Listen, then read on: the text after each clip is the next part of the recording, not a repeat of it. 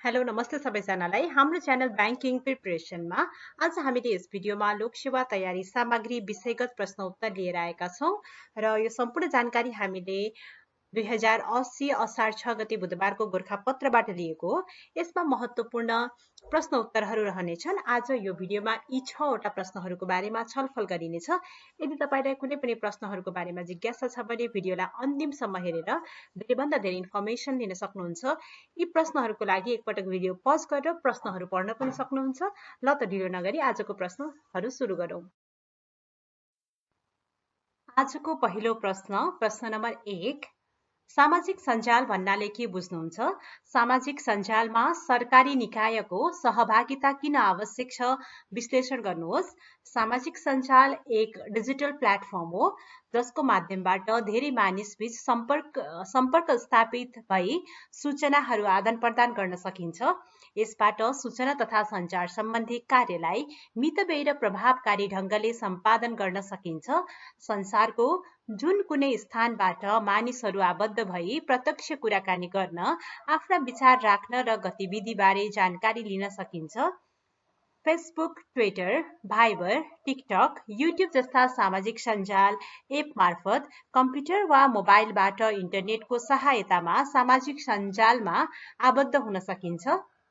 विश्वमा जस्तै नेपालमा पनि सामाजिक सञ्जालको प्रयोग दिन प्रतिदिन बढ्दै गएको छ। सरकारी कार्यालयहरू समेत सामाजिक सञ्जालमा सहभागी हुने क्रम बढेर गएको देखिन्छ। अब हेरौं सामाजिक सञ्जालमा सरकारी निकायको सहभागिताको आवश्यकताहरू किन रहन्छ र त्यसका महत्त्वपूर्ण बुँदाहरू यस प्रकार रहेका छन्। करिब 73% घर परिवारसँग स्मार्ट मोबाइल फोन रहेको र इन्टरनेट सेवाको पहुँच ग्रामीण भेगसम्म पुगेकाले आम नागरिकलाई सरकारी कार्यालयमा डिजिटल पहुँच दिलाई डिजिटल शासनको अवधारणालाई मूर्त रूप दिन करिब 22 लाख मानिस अक्सर विदेशमा बसोबास गर्ने गरेकाले सरकारी निकायका गतिविधिलाई मुलुक बाहिर रहने नागरिकसम्म समेत पहुँच दिलाउन। यस्तै गरी सामाजिक सञ्जालमा सरकारी निकायको आवश्यकता किन छ भन्ने बुँदाहरूमा अन्य बुँदाहरू यस प्रकार रहेका छन्।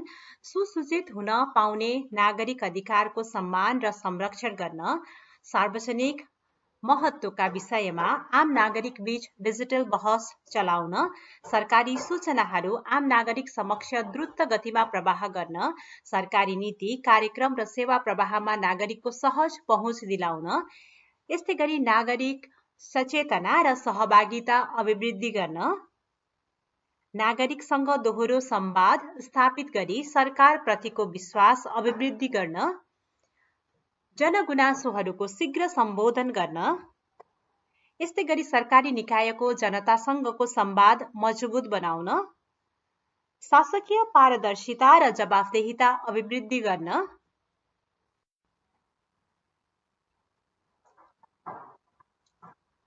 अतः सामाजिक सञ्जालमा देखिएका विकृतिलाई न्यूनीकरण गर्दै आम नागरिकलाई शासकीय प्रबन्धको प्रमुख हिस्सेदारका रूपमा स्थापित गर्न समेत सरकारी निकायहरू सामाजिक सञ्जालमा जोडिन आवश्यक छ।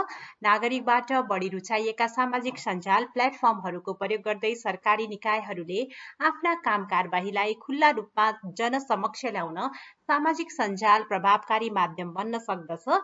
सामाजिक सञ्जाल प्रयोग गर्दाको जोखिम पक्षहरूको पनि उत्तिकै विश्लेषण गरी चनाखो बनेर सरकारी निकायहरूले सामाजिक सञ्जालको प्रयोग गर्नु पर्दछ। अब हेरौं अर्को प्रश्न। यस्तै गरी प्रश्न नम्बर 2, निजी क्षेत्रको परिचय दिँदै यसका विशेषताहरू उल्लेख गर्नुहोस्। नाफा कमाउने उद्देश्य सहित व्यक्ति, समूह वा संस्थाद्वारा स्थापित तथा सञ्चालित औद्योगिक, व्यापारिक एवं व्यावसायिक संस्थाहरूलाई समष्टिमा निजी क्षेत्र भनिन्छ।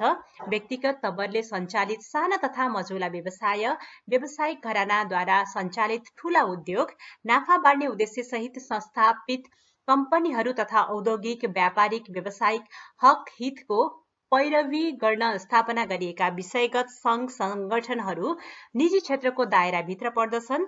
निजी क्षेत्रलाई अर्थतन्त्रको इन्जिनका रूपमा समेत लिइन्छ। यसले सरकारको नीतिगत दायराभित्र रही वस्तु तथा सेवाको उत्पादन, वितरण तथा व्यवस्थापन गर्दछ।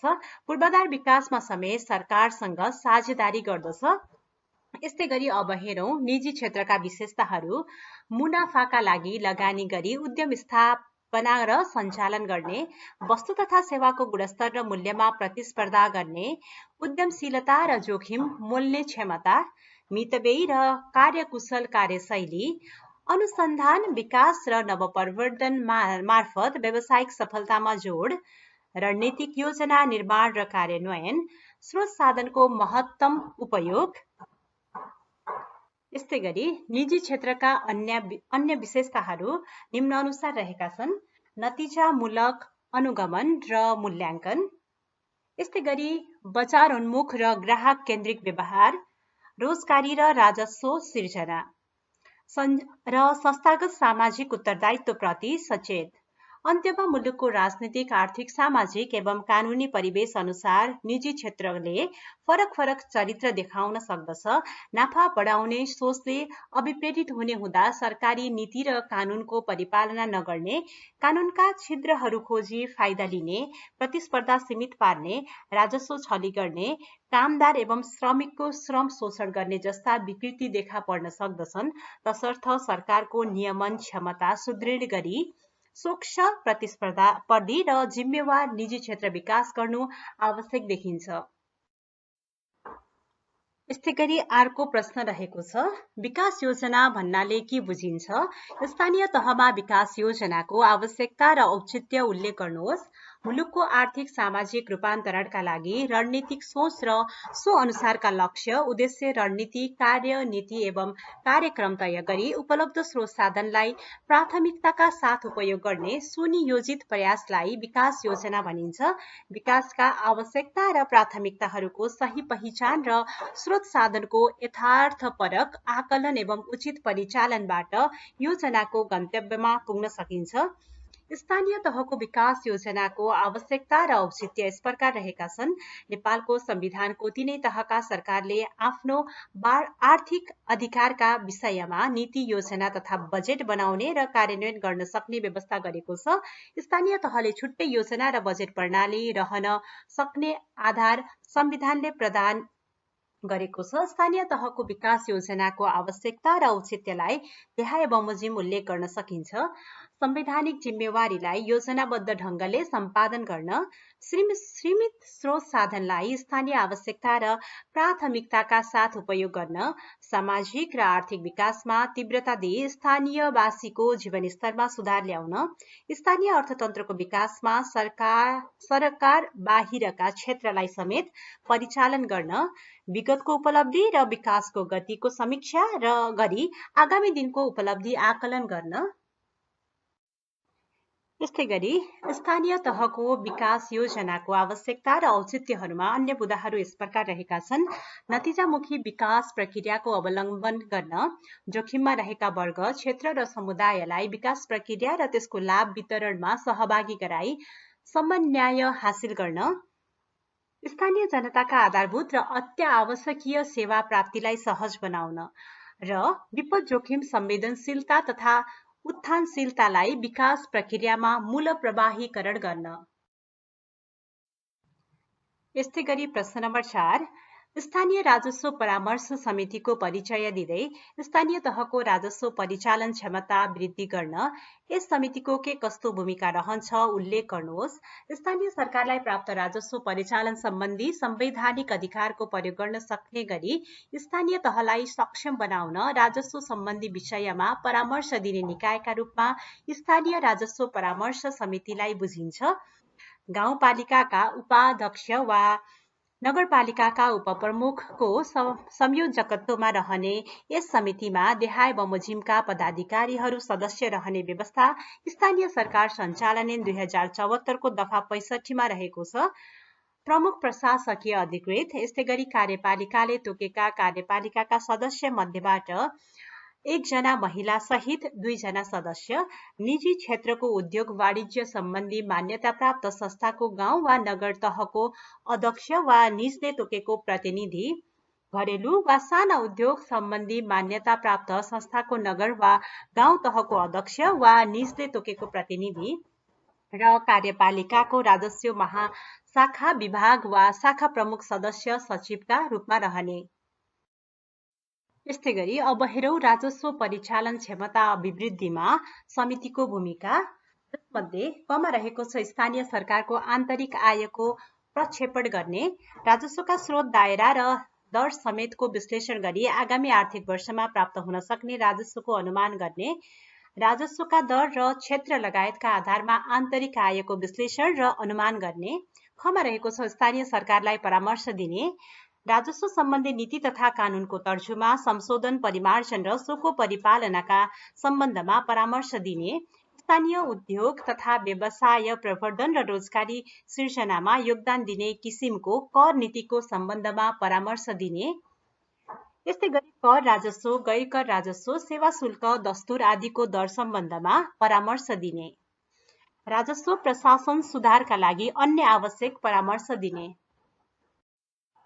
यस्तै गरी प्रश्न नम्बर 5, नेपालको निर्वाहमुखी कृषिलाई व्यवसायीकरण गरी आर्थिक वृद्धिमा योगदान बढाउन के गर्नुपर्ला? आफ्नो विचार प्रस्तुत गर्नुहोस्।